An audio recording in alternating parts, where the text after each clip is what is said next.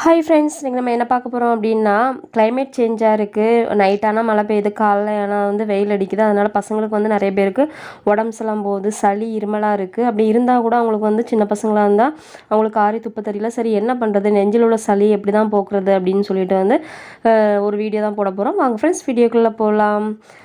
இந்த இலையை வந்து நீங்கள் நிறைய இடத்துல பார்த்துருப்பீங்க. தூதுவளை இலைன்னு சொல்லுவாங்க. நிறைய பேர் வந்து கற்பூரவள்ளி, துளசி போட்டு செஞ்சுருப்பீங்க. இது வந்து தூதுவளை இலைங்க. இது முள்ளாக இருக்கும். இந்த செடி வந்து நீங்கள் வந்து கண்டிப்பாக பார்த்துருப்பீங்க. இந்த தூதுவளை இலை வந்து இப்போ பெரியவங்களுக்குனா ஒரு 4-5 இலை எடுத்துக்கலாம். இல்லை சின்ன குட்டி பசங்களுக்கு கொடுக்குறீங்க அப்படின்னா ஒரு 3 இலை போட்டு கொஞ்சமாக வந்து துளசி ஆட் பண்ணிக்கோங்க. துளசி அது கூட ஆட் பண்ணிக்கிட்டு அது கூடவே கொஞ்சமாக ஜீரகம், அப்புறம் வந்து பெப்பர் வந்து நிறைய நம்ம இடித்து போட்டோம் அப்படின்னா பசங்களுக்கு வந்து காரமாக இருக்கும். அதனால் ஒரு 4-5 பெப்பர், பெரியவங்கன்னா ஒரு 1/4 டீஸ்பூன் எடுத்துக்கலாம்.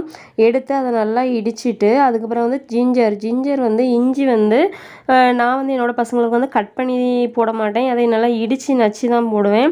ஒரு சில பசங்க வந்து காரம் வந்து சுத்தமாக குடிக்க மாட்டாங்க. அப்படிப்பட்டவங்களுக்கு வந்து அப்படியே நம்ம இஞ்சியை வந்து கட் பண்ணி போட்டுடலாம். பெரியவங்களாக இருந்தால் வந்து அதை நல்லா நச்சு போடலாம்.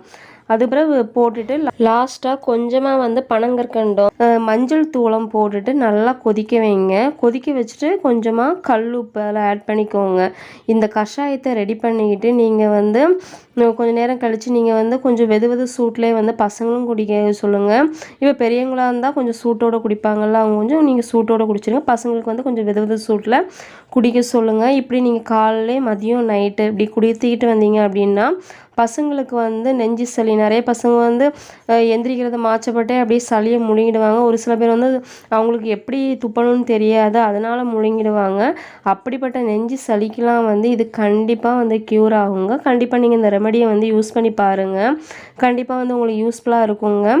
இப்போ வந்து உங்கள்கிட்ட பனங்கற்கண்டு இருந்தால் பனங்கற்கண்டு ஆட் பண்ணிக்கலாம். இல்லை உங்கள்கிட்ட வந்து பனங்கற்கண்டு இல்லை அப்படின்னா ஹனி ஆட் பண்ணிக்கோங்க. ஹனி வந்து ரொம்ப அதிகமாக சேர்க்க வேண்டாம், கொஞ்சம் கம்மியாக ஆட் பண்ணிக்கோங்க.